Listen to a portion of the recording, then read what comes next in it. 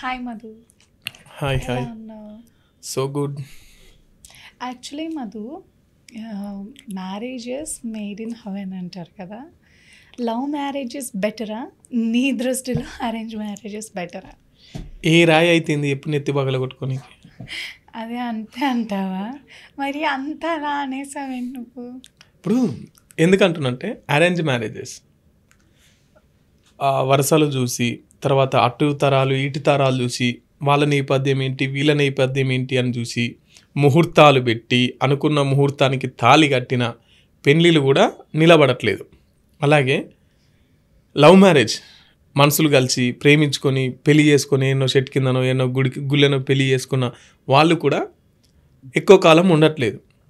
అట్లా అని చెప్పేసి వాళ్ళు ఇప్పుడు అరేంజ్ మ్యారేజ్ చేసుకున్న వాళ్ళు విడిపోతున్నారు, ప్రేమ పెళ్ళిళ్ళు చేసుకున్న వాళ్ళు విడిపోతున్నారు. అందుకని ఏ రాయి అయితే నెత్తి పగల కొట్టుకొని. నువ్వు అన్న దాని ప్రకారం అంటే ఇప్పుడు పెళ్లి చేసుకోవడమే వేస్ట్ అన్నట్టు ఎందుకు అలా మాట్లాడతావు మధు? ఇప్పుడు వాళ్ళిద్దరి మధ్య అండర్స్టాండింగ్ లేక విడిపోతున్నారు, అది నీకు అర్థమవుతుందా? పెళ్ళిళ్ళు స్వర్గంలో నిర్ణయించి పడతాయని అంటారు కదా మధు. ఇప్పుడు ఎందుకు విడిపోతున్నారు అంటే రీజన్ ఏంటో తెలుసా? దానికి అండర్స్టాండింగ్ లేకపోవడం. ఇప్పుడు భార్యని భర్త అర్థం చేసుకోవాలి, భర్తని భార్య అర్థం చేసుకోవాలి. ఇప్పుడు మనం ముందు ఒకసారి మాట్లాడుకున్నాం, పర్సనల్ స్పేస్ అనేది ఇంపార్టెంట్ అని. అది ఇవ్వకపోతే కొట్టుకుంటారు, గొడవలు పడతారు, తర్వాత గ్యాప్ వస్తుంది, తర్వాత ఇంకా ముందుకు ఇంకా అలా వెళ్తానే ఉంటుంది తప్ప అది వెనక్కి రాదు.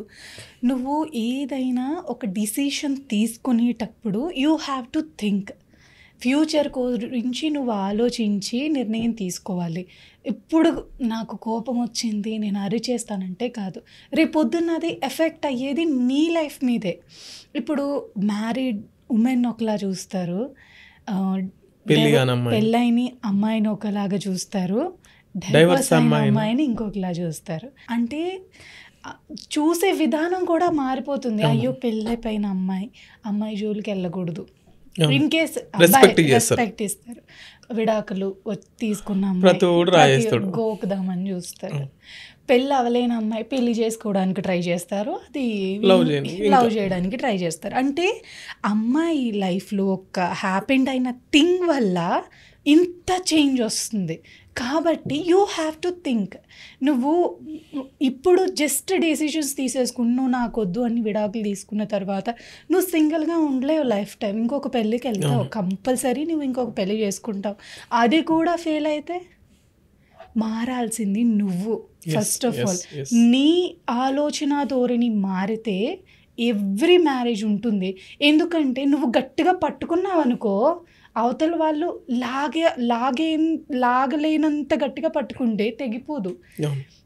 అవతల వాళ్ళు లాగుతూనే ఉంటే తాడు తెగిపోతుంది. యువతల వాళ్ళు గట్టిగా పట్టుకుని అవతల వాళ్ళు లాగుతూ ఉంటే కాంప్రమైజ్ అవ్వాలి మధు. ఇప్పుడు రిలేషన్షిప్ అనేది ఒక బ్యూటిఫుల్ థింగ్. నాకు తెలిసి ఆ బ్యూటిఫుల్ థింగ్ని ఎంజాయ్ చేయడం మానేసి, ఫీల్ అవటం మానేసి నువ్వు ఎలా వెళ్ళిపోతున్నావు అంటే కొట్టుకున్నామా, తిట్టుకున్నామా, ఇది చేసామా, ఆర్గ్యుమెంట్స్ చేసుకున్నాము, ఇలా కొంచెం టైం దొరికింది నీ పార్ట్నర్తో కలిసి కుక్ చేసుకోవడం, లైక్ బయటికి వెళ్ళటం, చిన్న షాపింగ్, ఇలా నువ్వు ప్లాన్ చేసుకోవాలి.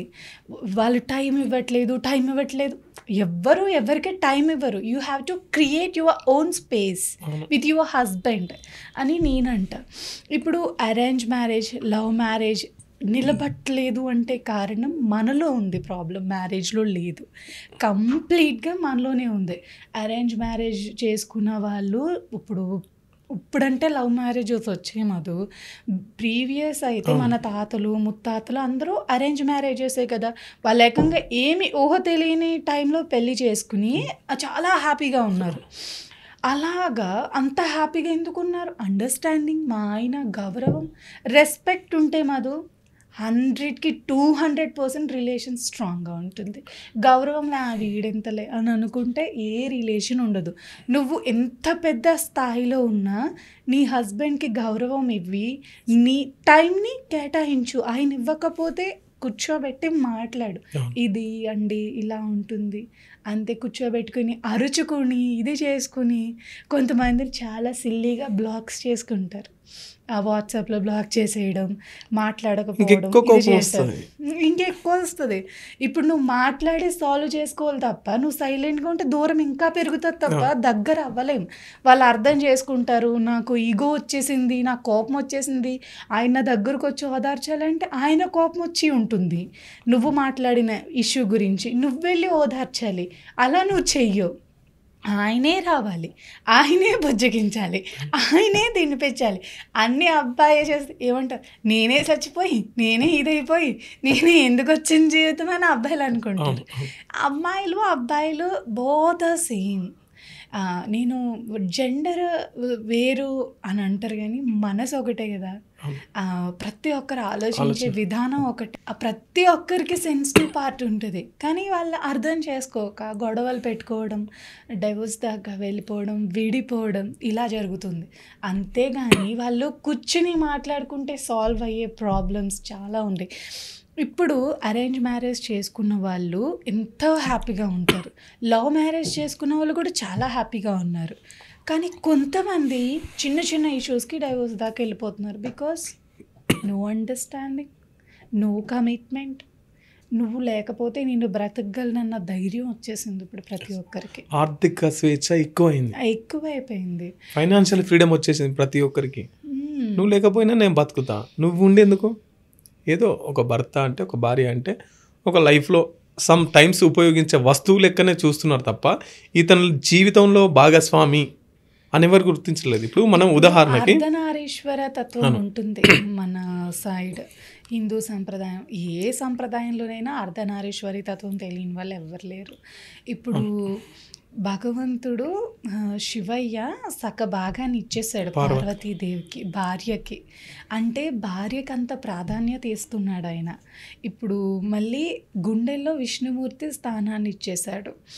అలా ఎంతోమంది, ఇప్పుడు వాళ్ళే కాదు చాలామంది. రీసెంట్గా మనం ఒక మూవీ చూసినట్లయితే పుష్ప 2, అందులో పెళ్ళం అడిగిందని చెప్పేసి సీఎంనే మార్చేస్తాడు.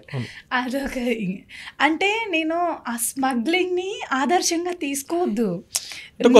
మంచి భార్యకు ఎంత రెస్పెక్ట్ ఇస్తారు, భార్య మాట కోసం ఎంత చేస్తారు, అది నువ్వు తీసుకో. నీ హస్బెండ్ నీకు ఎంత వాల్యూ ఇస్తున్నాడు అనేది ప్రతిదీ ఆడపిల్ల గమనిస్తూనే ఉంటుంది.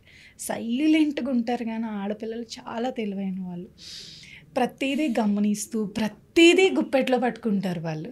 నువ్వు ఇలా చేసావు, నీ షూ లేస్ కట్టుకున్నావా లేవా, నువ్వు పైన తల కోమ్ చేసుకున్నావా లేదా, నీ చేతులకి ఏమి వేసుకున్నావు, ఈచ్ అండ్ ఎవ్రీథింగ్ ఆడపిల్ల కనిపెడుతుంది. ప్రతిదీ గమనిస్తారు వాళ్ళు. కాబట్టి వాళ్ళకి వాల్యూ ఇస్తే నెత్తి మీద పెట్టుకుంటారు. ఇప్పుడు నేను ఆఫీస్లో ఇక్కడ 8 గంటల వరకే నా పని. 8 గంటల తర్వాత ఇక్కడ బయట కూర్చొని తాగినా, సిగరెట్ తాగినా, ఇంకేం తాగినా కూడా ఆఫీసులో పట్టించుకోరు. కానీ భార్యకు ఆఫీస్లో టైం ఇంపార్టెంటే, ఆఫీస్ బయట టైం ఇంపార్టెంటే. అదే కదా. అంటే వీళ్ళు ఎలా అంటే సిల్లీగా నిబ్బి అంటారు కదా, అలా బిహేవ్ చేస్తున్నారు. మధు, సొసైటీలో పలుకుబడి ఉంది, మంచి ఉద్యోగం ఉంది, మంచి డబ్బు ఉంది, మంచి వెల్ సెటిల్డ్ ఫ్యామిలీస్ అయినా కూడా విడాకులు తీసుకుంటారు. ఇప్పుడు మనం సమంతను, నాగ చైతన్యను చూసుకోవచ్చు. వాళ్ళకి ఏం తక్కువ ఉంది? ఇప్పుడు వాళ్ళ గురించి మనం మాట్లాడుకోవాల్సిన అవసరం లేదు. కానీ ఇప్పుడు పర్సనల్ స్పేస్ అని మనం మాట్లాడుకుంటున్నాం కదా, పర్సనల్ స్పేస్ ఇంపార్టెంట్. ఆడపిల్లకి ఒక పర్సనల్ స్పేస్ ఉంటుంది, మగపిల్లాడికి పర్సనల్ స్పేస్ ఉంటుంది. నా భార్య ఇలా ఉండాలని ఈయనకు కొన్ని ఉంటాయి, నా భర్త ఇలా ఉండాలని ఆయనకి ఉంటాయి. కానీ అవి ఫాలో కాకుండా ప్రతి ఒక్కరూ అండర్స్టాండింగ్ అనేది ఉండుంటే కనుక ఎవరు విడిపోరు.